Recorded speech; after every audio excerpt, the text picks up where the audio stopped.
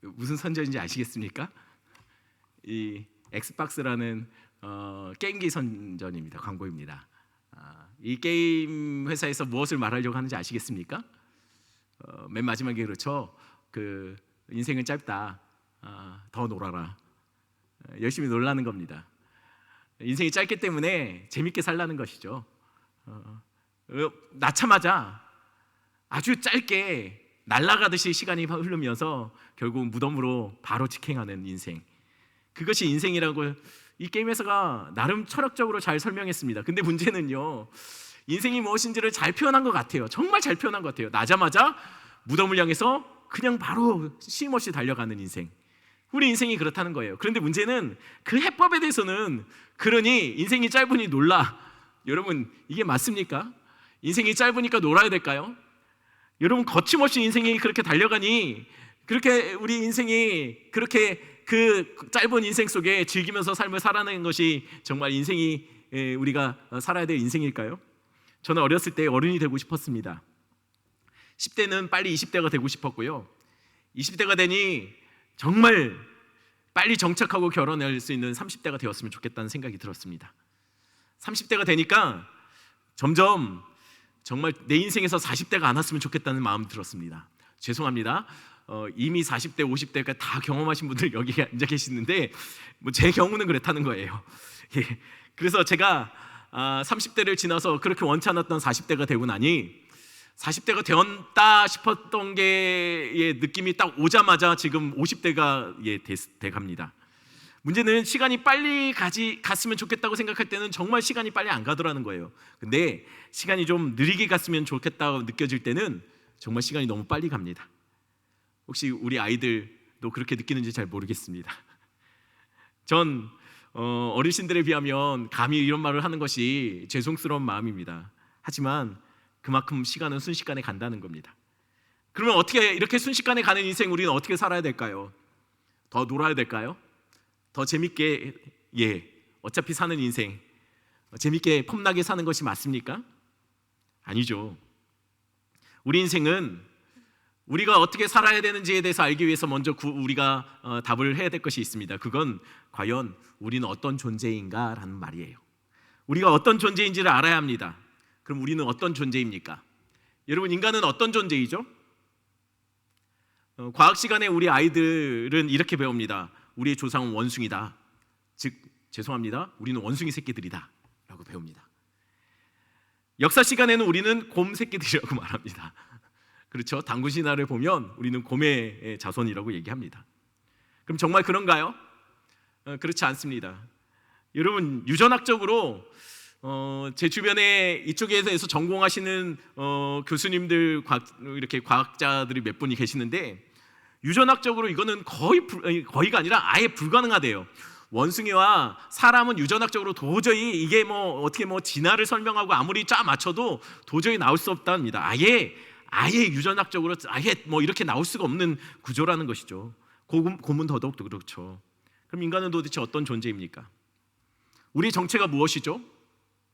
성경은 아주 심플하게 우리의 정체가 무엇인지를 이렇게 말합니다. 성경은 인간을 흙이라고 말합니다. 흙. 태초에 하나님이 천지를 창조하시고 마지막 날 사람을 만들었죠. 사람의 이름이 뭡니까? 아담이었어요. 아담, 흙입니다. 흙. 만드실 때 인간의 재료가 흙이었습니다. 흙으로 빚어 사람을 만들었다는 거예요. 하지만 여러분, 사람만 흙으로 만들었나요? 성경에 보면 흙으로 만든 건 사람만 있었던 건 아니에요. 동물들도 흙으로 만들었어요. 그런데 사람과 동물의 차이점이 뭐죠? 성경에 만들 때 차이점은 한 가지 있었어요. 그건 하나님이 직접 빚으시고 그 코에 생기를 후 하고 불었어요. 후 하고 부르자 사람은 살아있는 생명이 되었습니다. 그러니 흙에 하나님의 호흡이 더해지면 그거는 살아있는 생명이 된다는 거예요. 다시 말씀드립니다. 흙에 플러스 하나님의 호흡이 들어가면 그것은 곧 살아있는 생명이 된다는 거예요. 다시 한번 말씀드리겠습니다. 제가 이쯤 되면 영상을 띄워놨는데 안 띄워서 지금 다시 합니다. 흙에다가 하나님의 생기가 플러스 되면 살아있는 생명이 되죠. 그럼 반대로 생명 있는 사람의 하나님의 생기가 빠지면 뭐가 될까요? 흙이 됩니다.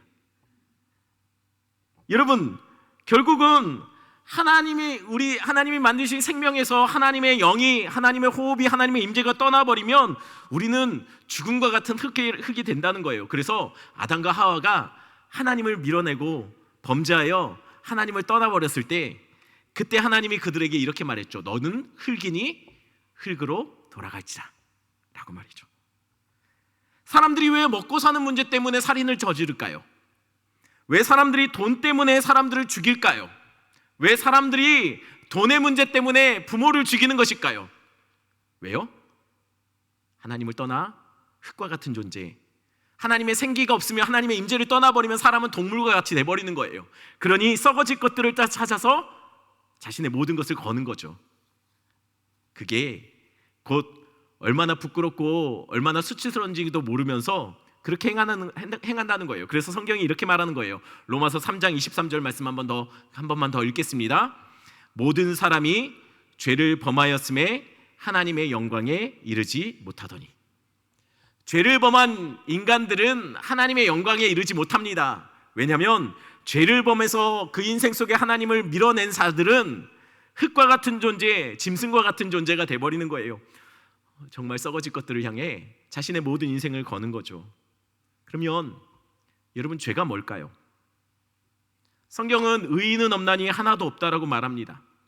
그러니 모든 인생은 다 죄인입니다. 그럼 죄가 뭐냐는 거예요. 여러분, 살인하고 도둑질하는 것만 죄일까요? 아닙니다. 정확하게 말하면 살인하고 도둑질하는 것은 죄의 열매지 죄의 본질적인 죄 그 자체는 아니에요. 성경에서 말하는 죄의 그 자체는 하나님을 떠난 것, 하나님의 뜻에 어긋나는 것이 죄입니다. 그러니 하나님을 떠난 사람들은 자연스럽게 죄의 열매인 하나님 기뻐하지 않는 살인과 방탕과 부도덕함이 나타나는 것이죠. 우리 마음속에 하나님을 밀어내고 하나님을 제거해버린, 그래서 우리의 왕자에 우리가 왕처럼 앉아버린 그 상태가 바로 죄의 상태라는 거예요. 그래서 하나님을 떠난 인간들은 죄를 지을 수밖에 없고, 죄를 지은 인간은 죽는 겁니다. 왜냐하면 하나님을 떠나는 순간 우리는 생명의 근원에서 잘려나갔기 때문이에요. 이 그림을 보면 설명이 좀 쉬울 것 같습니다. 여러분, 이 꽃, 우리가 OS 강의 때도 이 질문을 했었는데요. 이 꽃이 살았습니까? 죽었습니까? 예, 보기엔 멀쩡하게 살아있는 것 같죠. 근데 이 꽃은 죽은 겁니다.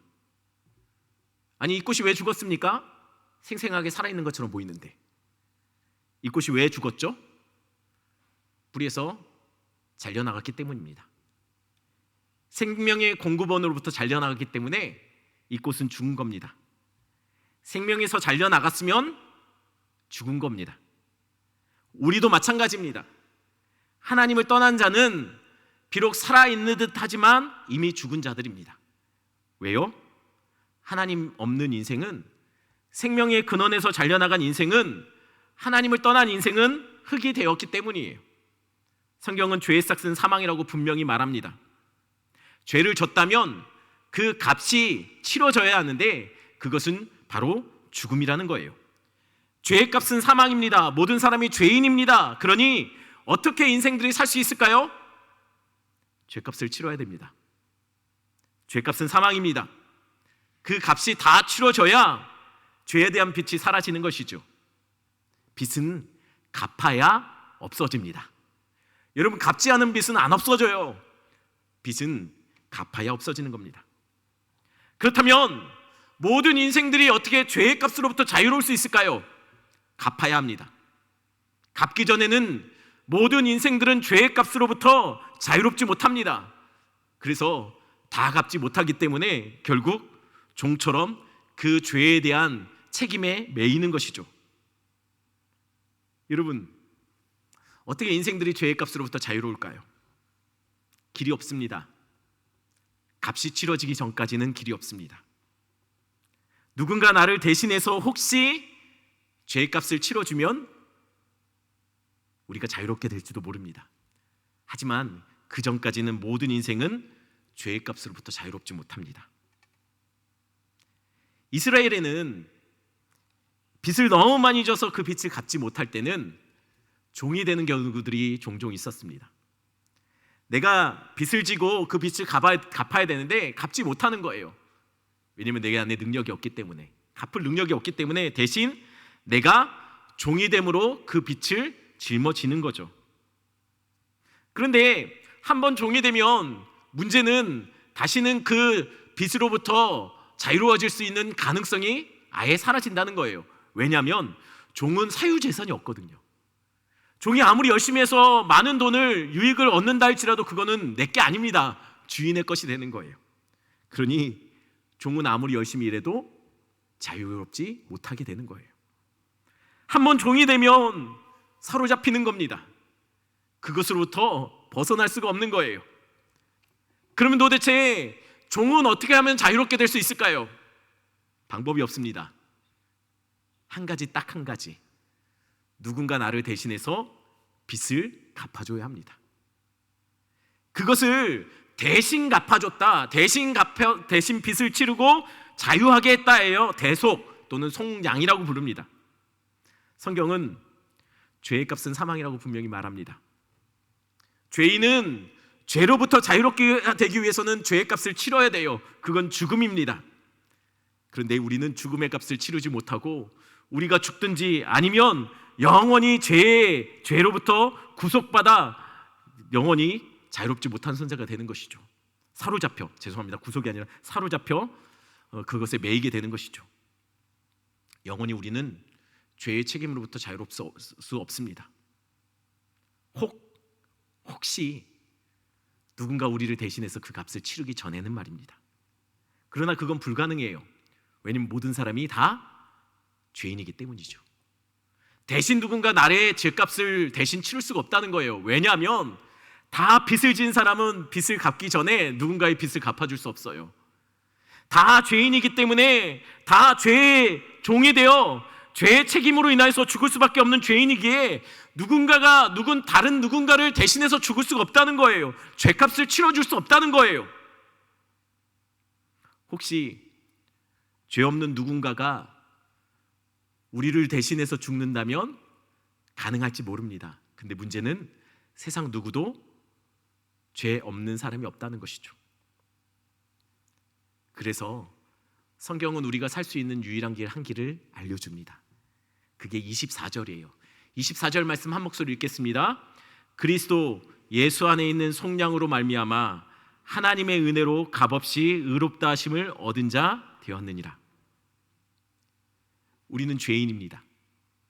우리는 우리 스스로 그 죄값으로부터 자유할 수가 없어요. 그런데 하나님이 죄 없는 하나님 그 아들 예수를 이 땅에 보내주셨어요. 그리고 죄 없는 그분을 통해서 우리의 죄값을 그분이 치르게 하셨어요. 우리의 죄짐을 들어서 그 아들에게 얹어주신 거예요. 그게 십자가를 메고 올라가는 장면으로 분명히 선명하게 나타나는 것이죠. 그런데 문제는요, 여러분, 하나님이 죽으실 수 있나요?